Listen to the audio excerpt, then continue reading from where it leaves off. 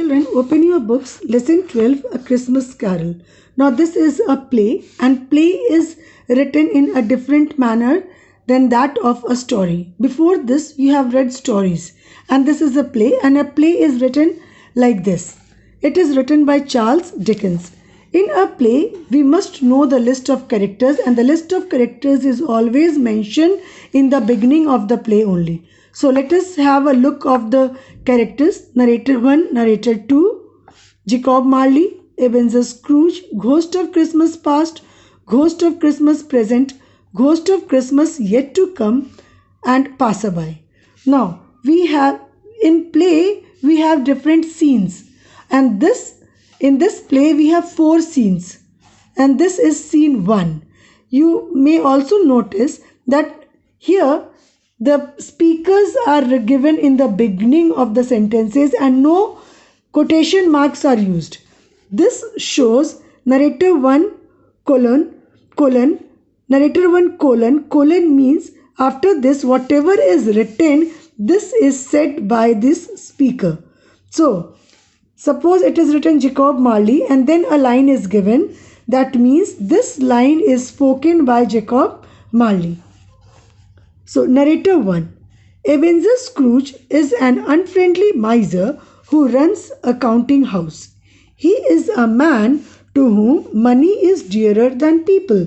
So, narrator 1 is saying, giving the introduction of the play, that there was a man called Ebenezer Scrooge and he is an unfriendly miser. Miser means a person who does not like to spend money. Even on general things, on necessary things also, the person will not spend money. So, and he did not have any friend. So, Ebenezer Scrooge is an unfriendly miser, means he is a man without friends and he never wants to spend money, and he runs a counting house. That means he keeps account of his business.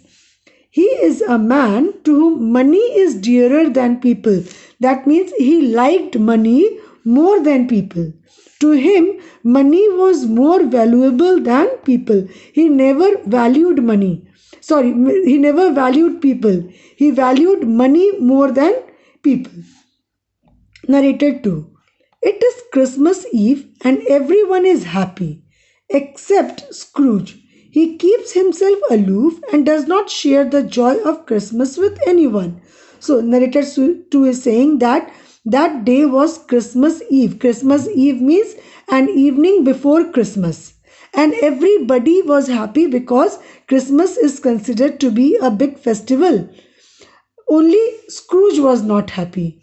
He keeps himself aloof. He never celebrated festivals. Why? Because he always thought that if we celebrate festival, we'll have to spend money. And he never wanted to spend money. So he always keeps himself aloof, away from other people, and does not share the joy of Christmas with anyone, and he never celebrates Christmas with anyone. Narrator 1. Then a strange thing happens.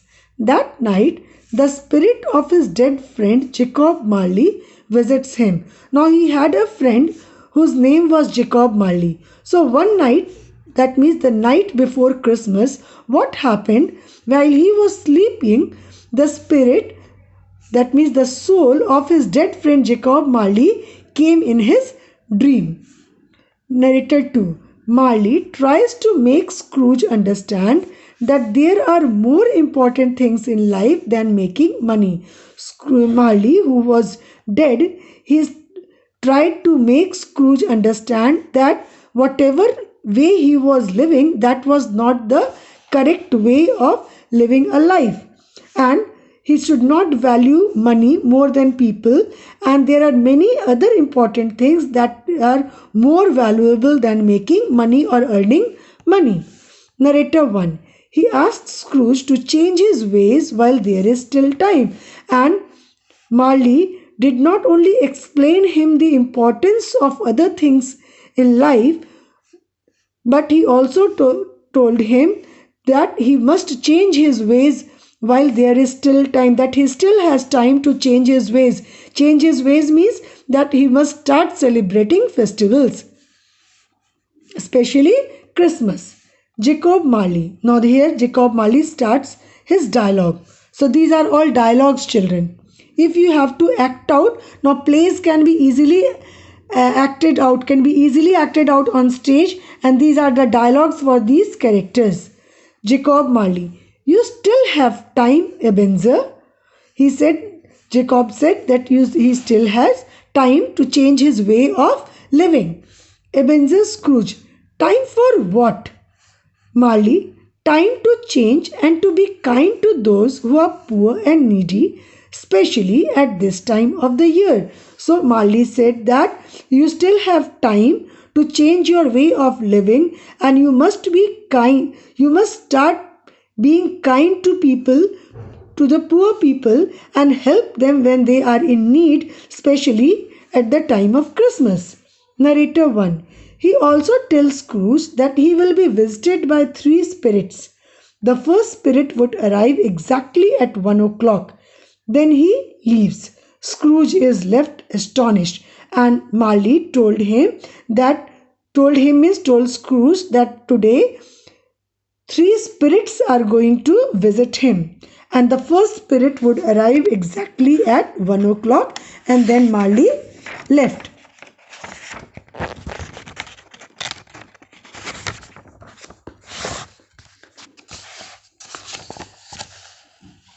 Scrooge, I must be getting old imagining things like that. It was all a dream, a bad dream. Why would Marley want to visit me? When Scrooge realized that Marley had come in his dream, he said that he thought that he must be getting old imagining things like that. Okay, and he thought that it was a very bad dream, and there was no reality in that dream. Why would Marley want to visit me, and why would Marley, who is dead, would like to visit him? He yawns and went again to sleep. I had better go back to bed. That silly dream had upset my sleep. Just then the clock strikes 1 o'clock. As he was thinking and was about to go to bed, suddenly the clock strikes 1 o'clock. All of a sudden, a ghost appears. It looks like a child, though it has white hair like that of an old man. Scrooge is frightened and speaks in a shaky voice.